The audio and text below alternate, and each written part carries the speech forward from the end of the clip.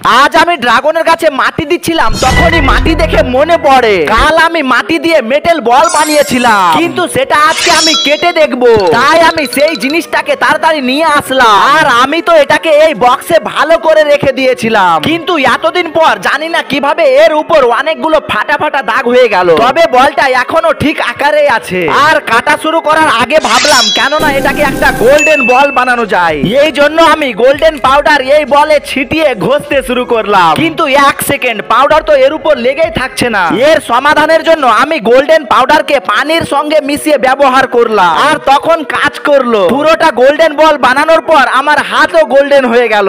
এরপর আমি এতে মার্কিং করে এই ধার ধার ব্লেডের ছুরি দিয়ে কাটতে শুরু করলাম। কাটার সময় প্রথমে ছোট ছোট কয়েকটা টুকরো ভাঙলো, পরে মাঝখান থেকে ভেঙে দুই টুকরো হয়ে গেল, কিন্তু ভিতরটা একেবারে সলিড আর মজবুত। আর হ্যাঁ, এই গোল্ডেন বলটাকে তোমরা 10-এর মধ্যে কত দেবে কমেন্টে বলো।